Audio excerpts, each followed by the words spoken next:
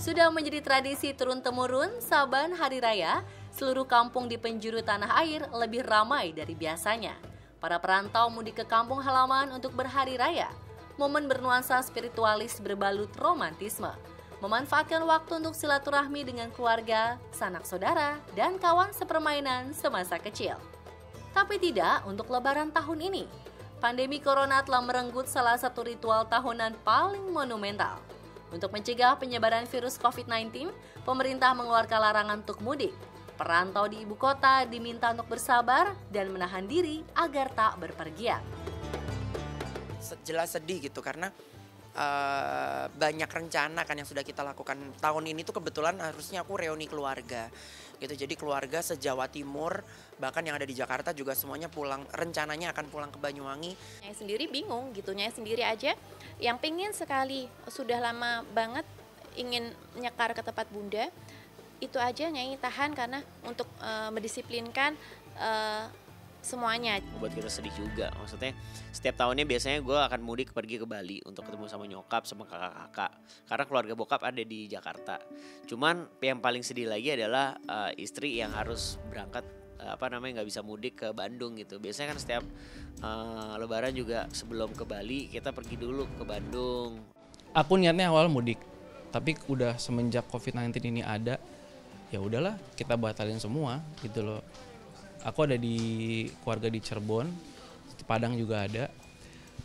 Ke Padang keluarga istri kakakku kan, kita mau rame-rame ke sana tadinya, terus kayak akhirnya kita tunda semua. Udahlah di rumah aja, nggak usah kemana-mana. Yang juga tak akan mudik Lebaran tahun ini adalah Mpok Alpa dan Anwar BAB. Malam saja kampung halaman mereka memang di Jakarta. Karena nggak punya kampung, kita meneng deh di rumah. Terus emang lagi nggak boleh kemana-mana, tetap baik sekarang jadi ya tetap di rumah aja Lebaran ya. Karena kita mau keluar juga gue juga sebenarnya wanti-wanti takut nih mau keluar, walaupun sekedar ke rumah mertua juga kayaknya takut-takutan nih, soalnya kan takut percuma kita datang jauh-jauh, walaupun dari sini ke Rawamangun kita ntar dijegat suruh pulang bagaimana, ya, itu doang sih yang kita takutin. Aja sih kalau sekarang. Ada yang patuh, ada pula yang bandel.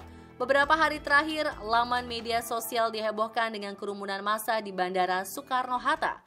Disinyalir adalah para pemudik yang memanfaatkan kelonggaran yang diberikan pemerintah. Tak sedikit pula yang nekat. Beredar sejumlah video yang memperlihatkan bagaimana para pemudik memanfaatkan celah untuk mengelabui petugas kepolisian.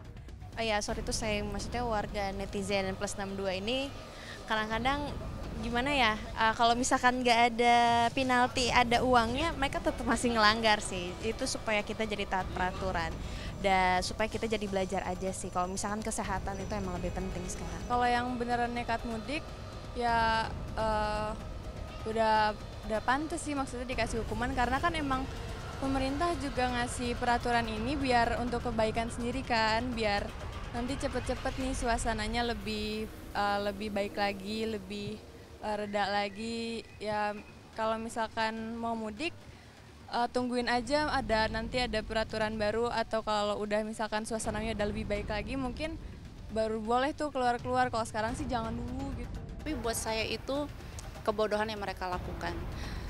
Mereka tuh harus tahu virus itu ada di mana-mana, terutama di airport. Kan kita tahu sendiri virus ini datangnya dari luar ya. Jadi saya rasa mudik itu ya memang penting karena kangen sama keluarga atau apa gitu kan. Tapi kalau kita bawa penyakit atau bawa virus, semuanya nggak ada artinya. Jadi kalau misalnya tidak ada social distancing, apalagi kita lihat fenomena-fenomena berduyun-duyun, desak-desakan, itu sudah tidak ada social distancing. Jadi itu sangat disayangkan. Jadi janganlah kita egois sendiri, pulang kampung sendiri, tapi ternyata nanti malah di kota tempat tujuan kita terjangkit. Jadi kan sangat rugi.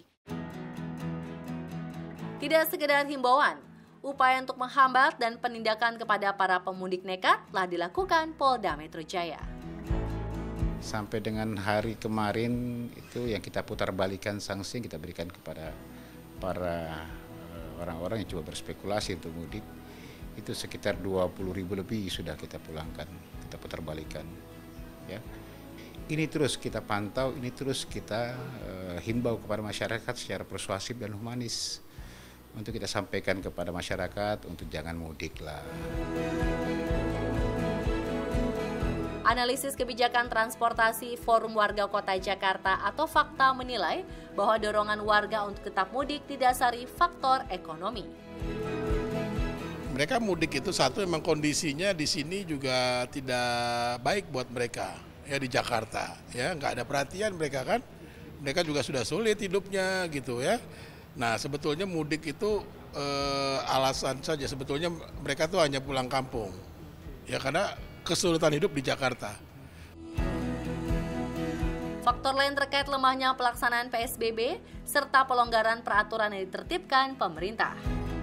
Pemerintah pusat tadi dia kan memberikan izin PSBB. Ya awasi betul, kalau daerah nggak jalan, tegur, kasih sanksi, lakukan langkah-langkah tindakan gitu loh untuk PSBB supaya jalan. Apapun alasannya, di tengah penyebaran wabah corona yang masih tinggi, pilihan mudik adalah tindakan egois dan melanggar hukum. Tak ada yang tak ingin pulang kampung, namun untuk keselamatan bersama, saatnya sama-sama menahan diri, menahan rindu. Maaf, Mak, Lebaran tahun ini kami tak pulang.